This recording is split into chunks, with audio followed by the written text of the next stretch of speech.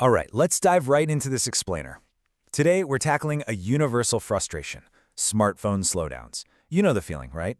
We're going to unpack exactly why that premium device you paid over $1,000 for might actually be capping its own processor on purpose. It is a completely fascinating look at where battery chemistry, software engineering, and corporate transparency all collide. To really wrap our heads around the scale of this issue, just look at this number, $500 million. Apple paid this massive settlement in the US after benchmark tests back in 2017 revealed they were silently pushing out code to throttle older iPhones. And get this, while Apple generated over $260 billion in revenue that exact same year, individual consumers who actually went through the hassle of filing a claim got a payout of up to $65. Wow. The financial hit wasn't just stateside either. France hit them with a 25 million euro fine. And all of this happened because a massive fundamental change was being pushed to these devices without a single pop-up, release note, or consent screen. Section 1. The science behind slowdowns. Let's look at the actual physics inside your device. So Apple called this feature performance management. But let's look at the actual engineering reality here, because it's super interesting. As a lithium battery degrades over time, it physically loses its ability to deliver peak electrical current. If your phone's processor suddenly demands more power than that weak battery can supply, the whole device will just abruptly shut down. Apple's throttle legitimately prevented those random blackouts. The physics are completely real. The fundamental offense, though, and the reason this blew up into a massive scandal, was the absolute lack of disclosure. You had a phone running at a fraction of its rated speed, and the manufacturer just decided that wasn't information you needed to know. The craziest part? This wasn't uncovered by some high-level government regulator or an internal corporate whistleblower. Nope, it all started in December 2017, when a guy named John Poole simply ran a Geekbench test on his iPhone. He noticed his older phone was scoring significantly lower on CPU tests than it originally did.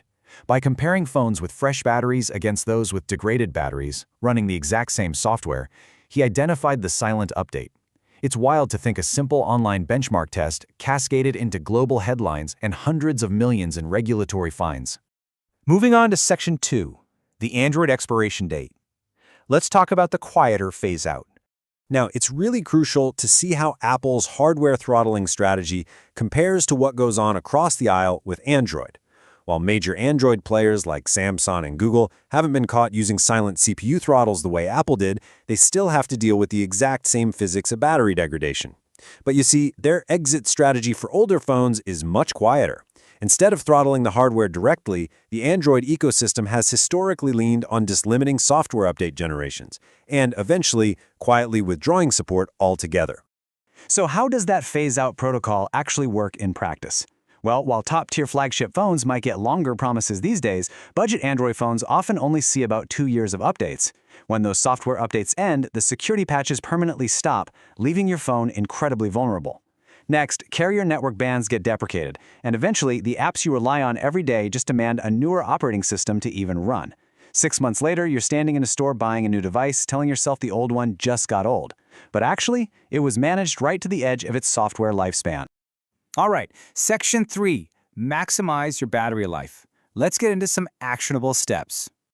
Listen, the single biggest lever you have for your phone's performance is the battery itself. So let's look at the math. Lithium batteries have a finite cycle life. Most phone batteries are chemically rated for just 500 to 1,000 full cycles before degradation becomes super noticeable. A full cycle is basically charging from 0 to 100%. If you're doing one full charge every single day, you are burning through those 500 cycles in under a year and a half. That is exactly why your 2-year-old phone feels so much weaker than the day you unboxed it. But you actually have a hidden setting right in your phone to fight back, 80%. Capping your charge limit to exactly 80% completely changes your battery's trajectory. You can find this toggle in both modern iPhone and Samsung settings menus. See, lithium cells experience their absolute most intense chemical stress in that top 15% of their charge range. By stopping the charge at 80%, you avoid that harsh voltage load, which extends the useful life of your battery by a documented 1 to 2 additional years. It's not some software gimmick, it's just basic electrochemistry. Now, if you're an iPhone user, you might literally be throttled right now and not even know it. Try this. Go into your settings, tap Battery, then Battery Health and Charging. If your battery health reads below 80%, look closely for a tiny line of text that says, Performance Management has been applied. If you see that, your processor is actively capped right now. But here is the amazing part. The second you replace that old degraded battery with a fresh one, the phone detects the new hardware and instantly, automatically, removes that software cap. And honestly, bringing that phone back to life is remarkably cheap compared to buying a brand new one. Apple charges roughly $100 for a battery swap on their current models, but if you're willing to pick up a screwdriver, an iFixit DIY kit costs about $50 and takes maybe 20 minutes to do yourself. People who do this swap constantly say their 3-year-old phone feels brand new again. And that is for sure not a placebo effect. That is literally the CPU ceiling being lifted because the weak hardware it was trying to protect is finally gone. This brilliantly highlights the other totally invisible battery killer out there: heat. Temperatures above 40 degrees Celsius, which is about 104 degrees Fahrenheit, permanently accelerate lithium degradation. We aren't just talking about charge cycles anymore. Leaving your phone face down on a hot wireless charging pad or baking in a hot car accumulates real thermal damage. And the most crucial takeaway here? The capacity you lose to chronic heat does not come back. It's irreversible. Keep that phone cool and it will serve you so much longer. Which brings us to Section 4, Reclaim Your Phone Speed. Let's flip some software toggles. Okay, if your phone's battery is already a bit degraded, you absolutely have to stop silent battery drains immediately. On an iPhone, this means turning off background app refresh for anything that doesn't strictly need it. Most of us have dozens of apps, think mail, weather, news, just silently pulling data in the background, chewing through battery cycles, and demanding processor activity even when your screen is pitch black. If your battery is already weak, those invisible processes are just fast-tracking the exact health drop that triggers your phone's performance throttle in the first place. Here is another massive, and I mean massive, contributor to phone slowdowns: your storage. 15%. You must keep at least 15% of your internal storage completely free. Once your phone's internal drive fills past 85%, the whole file system just gets jammed up. And when the drive is packed, your read and write speeds slow down measurably. Everything from launching an app to saving a crisp photo to background syncing gets totally bogged down. So do yourself a favor. Clear out old caches, delete those heavy downloaded movies, and give your phone's memory some room to breathe. This next tip costs you absolutely nothing and will save you so much frustration. I call it the 20-day software update rule. Listen, major operating system updates are heavily optimized for the absolute newest hardware. So if your phone is 2 or 3 years old, never update on day one. Instead, search your exact model number plus the new update version and the word performance. Read what people are saying on the forums. If they're complaining about slowdowns, just wait 20 days. Manufacturers almost always push a point release within a few weeks that irons out those rough edges on older devices. Section 5, the global legislative divide. We're looking at a completely fractured landscape.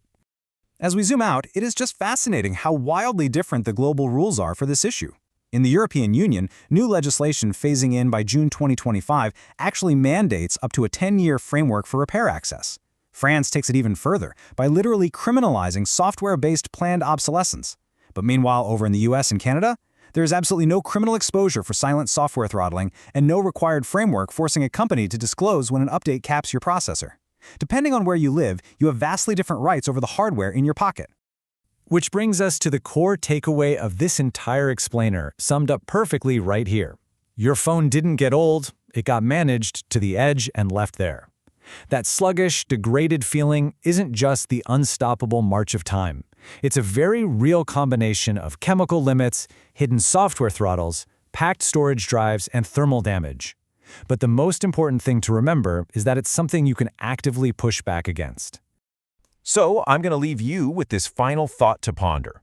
The next time you're frustrated with an app taking forever to open or a battery that's totally dead by lunchtime, is it actually time to drop another $1,000 on a brand new phone?